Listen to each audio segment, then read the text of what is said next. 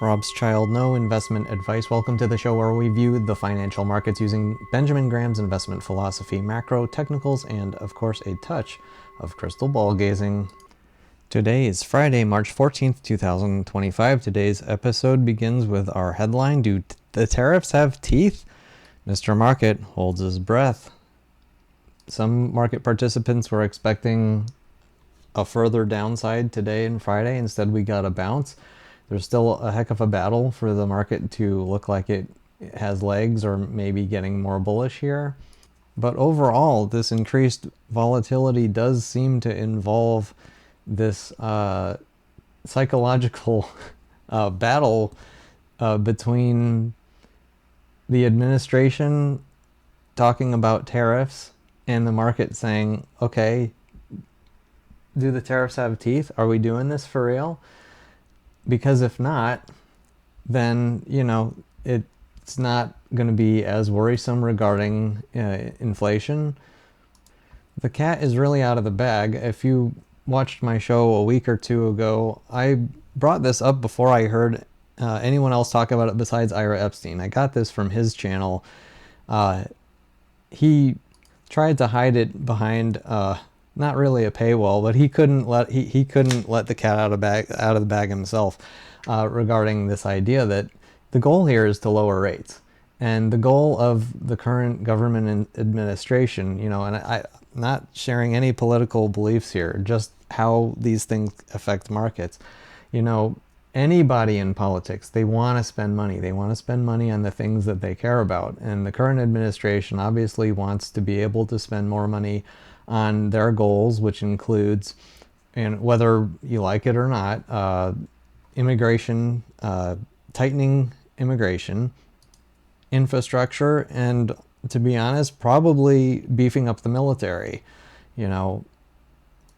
It's a lot harder to do that. It's a much larger pill to swallow if rates are really high and stay high. The rates do need to go down for the Treasury to continue being like, oh yeah, we're just going to keep spending more and more money, because that can be the end of the country. You can't have enormous debts and debt burdens and the interest rates be so high that we can't even afford the interest payments on our own debt as a country. It's very problematic. And so, but it's less problematic if rates are lower. And so, the whole thing with the tariffs is that they seem designed to scare the market into believing that there are tariffs, and therefore lower corporate profits, and therefore lower stock prices, and therefore potentially lower rates from the Federal Reserve in order to have those lower rates in order to spend more money.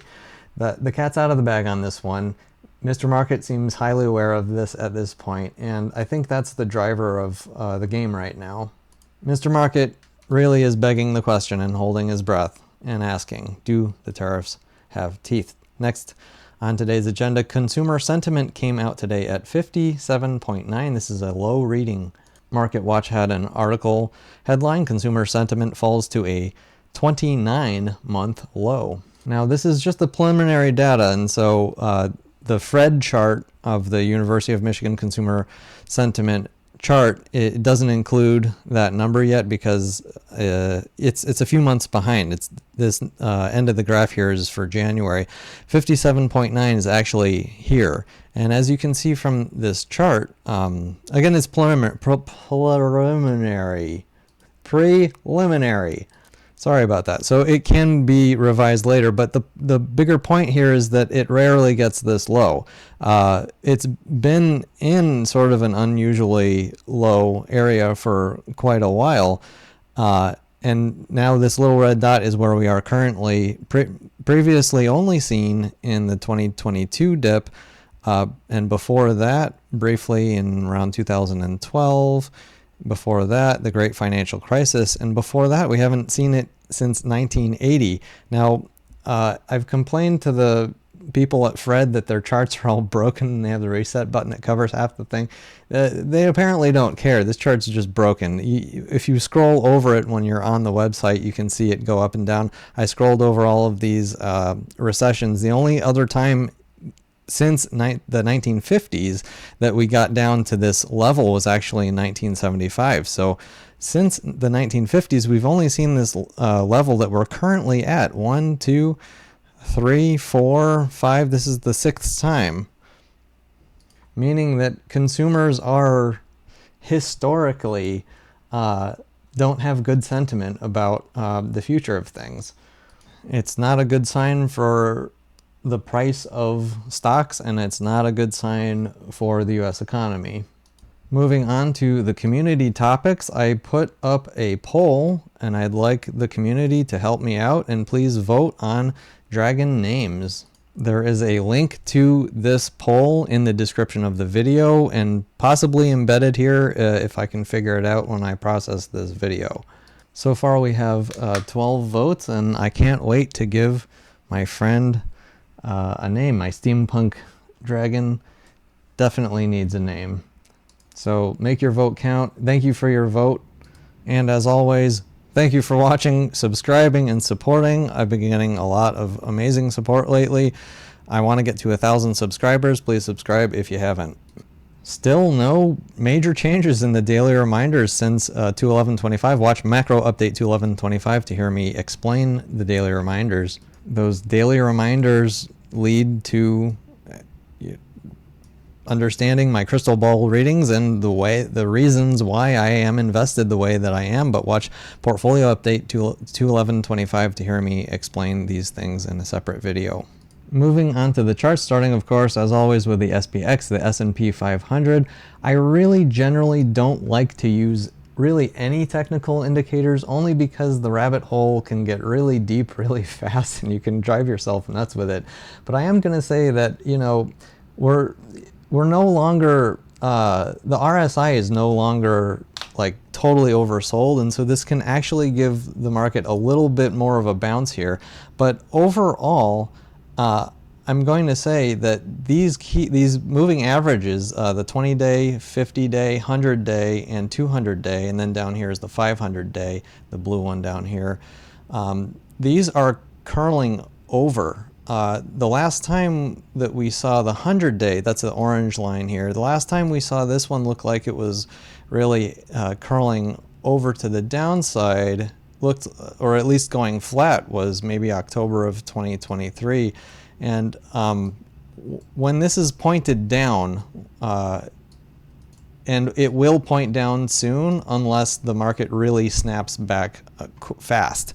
I'm going to say that this is not going to function most likely as a blow-off bottom, because it's gone for too many days. It's been going down for too long. It has too much momentum to the downside. It's going to actually be a fight to get now above the 200-day. It's going to be a fight to get above the 20-day, the 50, all of them. It's below these, and they're curling to the downside. The longer we stay underneath the 200-day, the more weight that it will have to flatten out and curve down. And then the next major support for moving averages is the 500-day. Also, with Bollinger Band strategies, the 18-day average is around the same area as the 200-day. So I kind of think that maybe early next week we might meet that before maybe testing this previous trend line and maybe heading lower. If not, it's going to have to battle here for a little while to get above, and then it's a slow climb up. Like Gareth Soloway on his show often says, you know, the market goes up the staircase and down the elevator. That's sort of how like the bull markets and bear markets work. When things go down, they go down fast. And when things go up, it's a slow, hard, you know, grind, at least most of the time. I want to add that the advanced decline line had a pretty sizable bounce today to the upside along with today's green candle, giving it a little bit more legs to potentially climb a little bit higher again here. Everything points to what I just said playing out. It seems the most likely scenario at this point. The fear gauge, the VIX, along with the CNN fear gauge, everything's still in fear mode. The VIX is above 20. The VIX futures term structure is completely inverted still. So Mr. Market's still really scared here. Next chart I wanted to bring up was actually the 10-year note yield, only because there's a pretty obvious pattern going on. I see this as a consolidating bear flag. I think that this, if it does break to the downside, it'll likely continue lower. It looks like that's the setup to me. So I do expect lower yields coming sooner than later.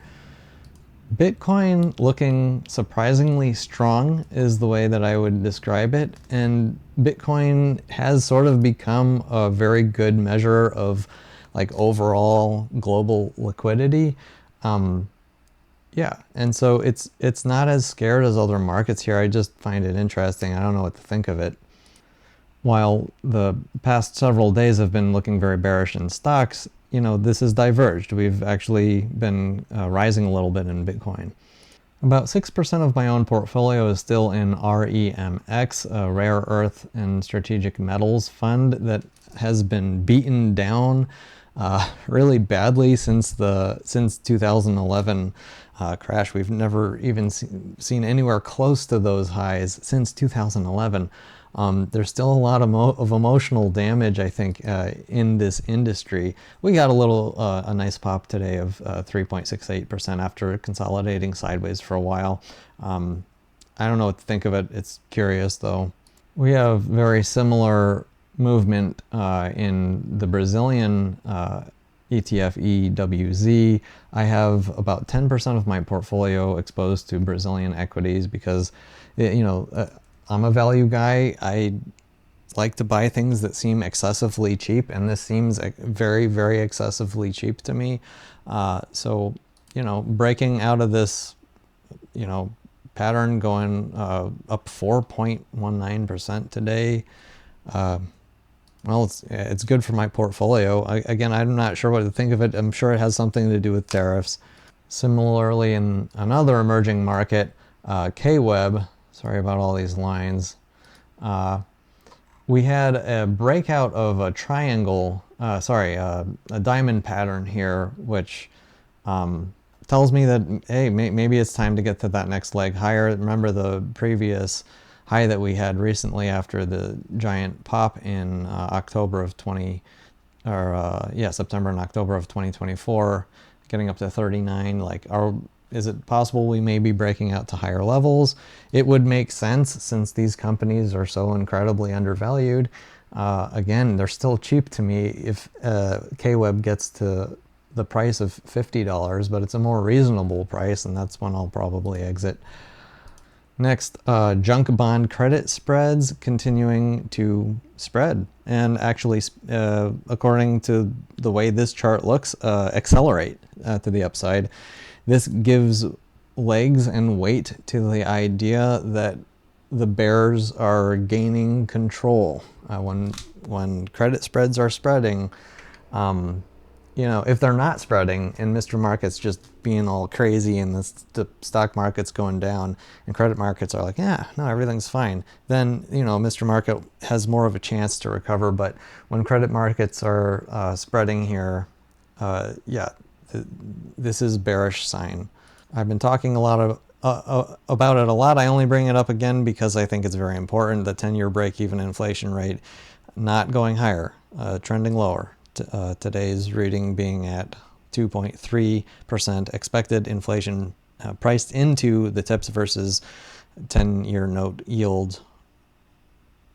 This market is not worried about or getting more worried about inflation. It's the opposite. It's expecting more disinflation. Last chart of the day, the 10-year minus 3-month treasury. Again, I say it all the time. When it goes below zero and comes back above zero, that's when we always get our recessions, because the Fed is done strangling the economy and it's, gasping for air. And so then, the market's like, oh, everything's all in chaos. And that's when we get our recessions. Even the COVID dip was followed a brief inversion of this yield curve here. And after 2 years of the deepest inversion that we've almost ever seen, we uninverted, which is like, that's recession time. And then we inverted again. And just lately, I mean, this is essentially at zero. I mean, why bother even counting it? It's at negative 0.02%. It seems likely to cross back above the 0% line at this point, since we're getting these higher and higher lows. But yeah, I don't know. The yield curve is sort of itching for rates to be dropping on the front end of the curve here. That's kind of what I see going on. And that's all for me in my crystal ball. Don't forget to subscribe. I want 1,000 subscribers as soon as I can.